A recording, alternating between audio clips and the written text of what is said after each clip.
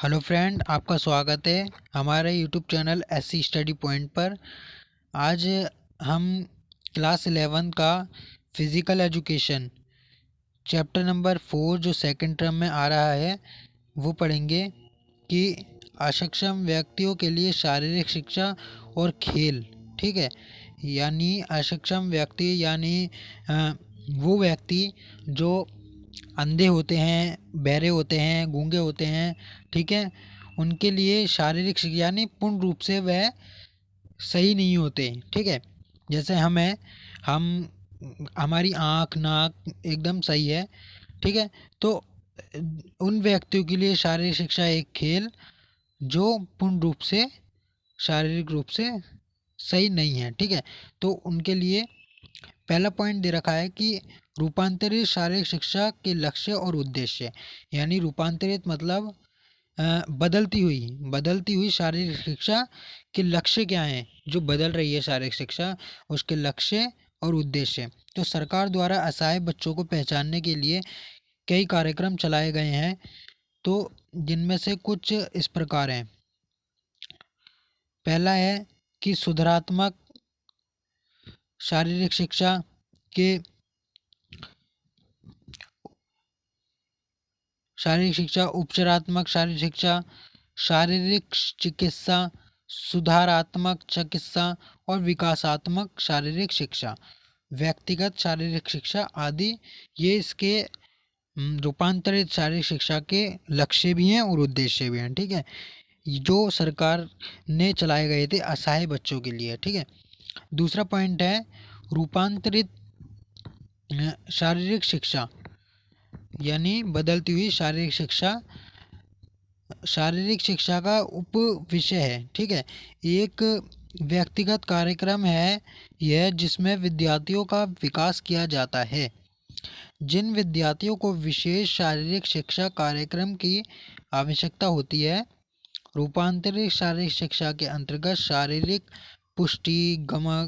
पुष्टि, मूलभूत गामक कौशल और तैराकी के विभिन्न कौशल, नृत्य कौशल, व्यक्तिगत एवं सामूहिक खेलकूद आदि इसमें शामिल हैं। ठीक है, और इसका उद्देश्य क्या है?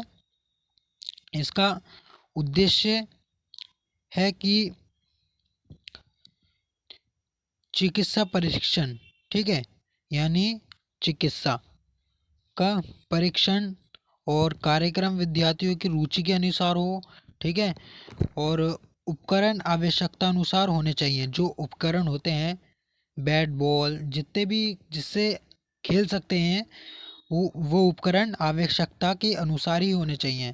चौथा पॉइंट है विशेष पर्यावरण प्रदान करना चाहिए, यानी अनुकूलित पर्यावरण प्रदान होना चाहिए। विद्यार्थियों की आवश्यकता अनुसार नियमों का संशोधन किया जाना चाहिए और आसान नियम होने चाहिए, यानी ज़्यादा कठिन भी नहीं, आसान नियम होने चाहिए। ये उद्देश्य हैं रूपांतरित शिक्षा के। ठीक है, अब है तीसरा पॉइंट कि एकीकृत शारीरिक शिक्षा की अवधारणा एवं सिद्धांत। तो अवधारणा क्या है इसकी? इसके अंतर्गत विभिन्न उप विषयों का ज्ञान तथा उनकी उपयोगिता की जानकारी होनी चाहिए, जिससे छात्रों के उचित ढंग से प्रशिक्षित किया जा सके। एकीकृत शारीरिक शिक्षा का ज्ञान सभी व्यक्तियों की पुष्टि से सुयोग्यता बढ़ाने में सहायक होगा। इससे अच्छी गुणवत्ता के कार्यक्रम तैयार किए जा सकते हैं। ठीक है, अब चौथा पॉइंट है कि रूपांतरित शारीरिक शिक्षा की अवधारणा व सिद्धांत। इसका सिद्धांत और इसकी अवधारणा क्या है? ऐसे बच्चे, ठीक है, किनके लिए कराया जाता है? ऐसे बच्चे जिनमें अनेक प्रकार की समर्थताएं व अयोग्यताएं, जैसे मानसिक दुर्बलता, बहरापन, अंधापन, भाषा अक्षमता होती है। इनके लिए विशेष कार्यक्रम आयोजित करने चाहिए, जिससे उनमें शारीरिक व गामक पुष्टि, ज्ञानात्मक, शारीरिक, भावनात्मक विकास किया जा सके। ठीक है, ये रूपांतरित शारीरिक शिक्षा की अवधारणा और सिद्धांत है। ठीक है, यानी जो बच्चे दिमाग से कमज़ोर होते हैं, बहरे जो होते हैं, अंधापन जिनकी आंखों में होता है, उनके लिए विशेष कार्यक्रम आयोजित किए जाने चाहिए।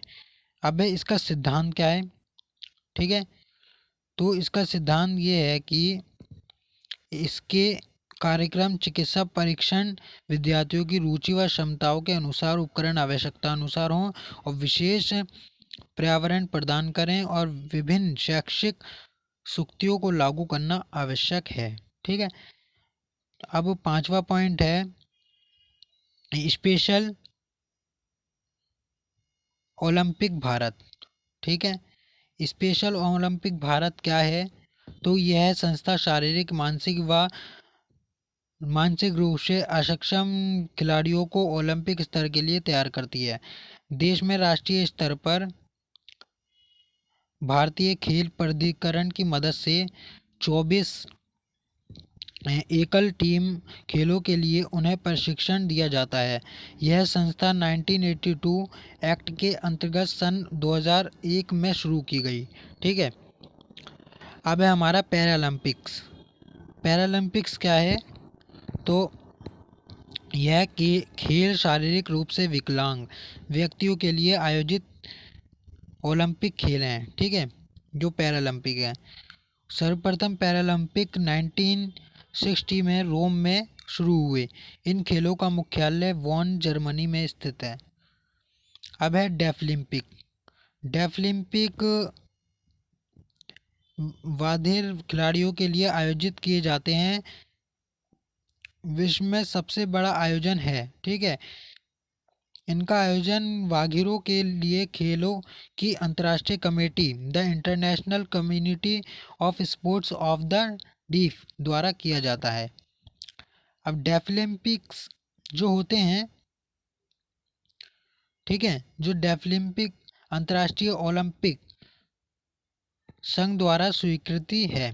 ठीक है, जो अंतर्राष्ट्रीय ओलंपिक संघ द्वारा इनको स्वीकृति प्राप्त है। ओलंपिक खेलों की तरह डेफलिम्पिक खेल प्रत्येक 4 वर्ष, जैसे ओलंपिक खेल 4 वर्ष हर 4 वर्ष में आयोजित किए जाते हैं, ऐसी डेफलिम्पिक हर 4 वर्ष बाद आयोजित किए जाते हैं। डेफलिम्पिक्स का प्रारंभ 1924 में पेरिस में हुआ था और विंटर डेफलिम्पिक्स की शुरुआत 1949 में हुई।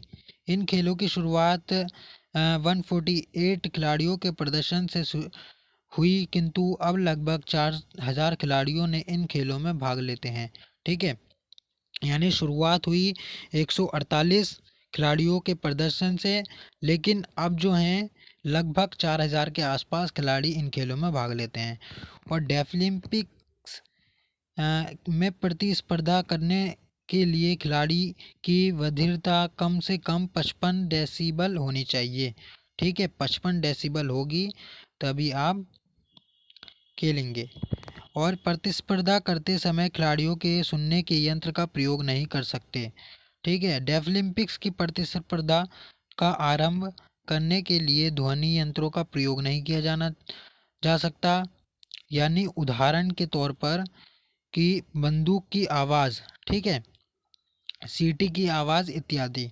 ठीक है, अतः खेल की शुरुआत करने की एवं खेल को आगे बढ़ाने के लिए फुटबॉल रेफरी झंडे का प्रयोग करता है एवं दौड़ शुरू करने के लिए रोशनी की चमकार का प्रयोग किया जाता है। अब अपना है दर्शक भी ताली बजाने की अपेक्षा दोनों हाथों को लहराकर प्रतियोगिता का अभिनंदन करते हैं। ठीक है, तो अब ये जो बताया गया है वर्ष और आयोजन देश।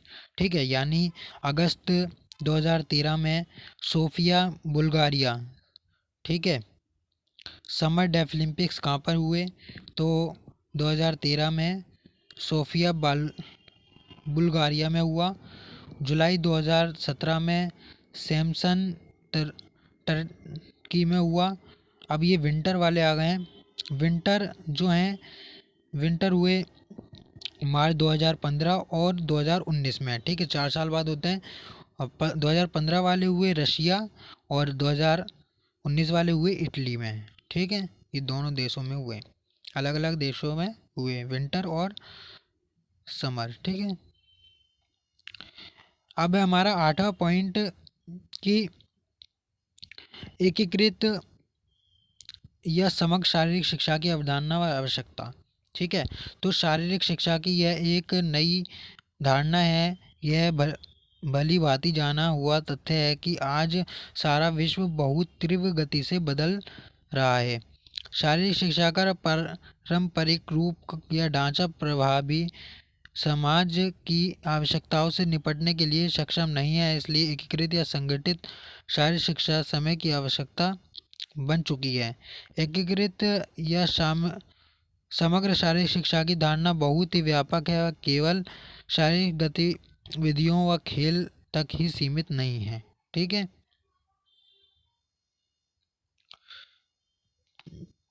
तो अपितु यह अ, पूर्ण विषय बन चुका है। पिछले 2 दशकों में इन क्षेत्र में ज्ञान की अत्यधिक वृद्धि हो चुकी है। अनुसंधान कार्यों के कारण विभिन्न विषय प्रकाश में आ चुके हैं, जैसे खेल समाज शास्त्र, खेल जीव यांत्रिकी, खेल चिकित्सा विज्ञान, खेल शिक्षा शास्त्र, खेल क्रिया विज्ञान आदि ये जो हैं। अब एकीकृत शिक्षा शारीरिक शिक्षा अपने विषयों के एकीकरण के साथ बहुविषय के सीखने पर जोर डालती है। ठीक है, एक मिनट। और एकीकृत शारीरिक शिक्षा विद्यार्थियों के लिए अनेक अवसर, जैसे नए संबंधों को देखने, एक पृष्ठभूमि से जो कुछ सीखा हो उसे दूसरी पृष्ठभूमि में स्थानांतरण, यानी हमने कुछ एक स्थान से सीखा तो दूसरे स्थान पर उसका स्थानांतरण करना व विभिन्न तरीकों में सीखने पर बल देना प्रदान करती है। एकीकृत या समग्र शारीरिक शिक्षा का ज्ञान सभी व्यक्तियों की पुष्टि, स्वास्थ्य व सुयोग्यता को बढ़ाने एवं बनाए रखने में विशेष रूप से सहायक सिद्ध होगा। एकीकृत शारीरिक शिक्षा की सहायता से शारीरिक शिक्षा के उच्च गुणवत्ता वाले कार्यक्रम तैयार किए जा सकते हैं। तो गाइज, आज हमने फिजिकल एजुकेशन का चैप्टर नंबर 4 का पार्ट नंबर 1 कंप्लीट कर लिया है। सेकंड पार्ट हम जल्दी अपलोड कर देंगे। तो आपको अच्छी वीडियो लगी हो तो लाइक करें और अपने चैनल को सब्सक्राइब करें। Thank you.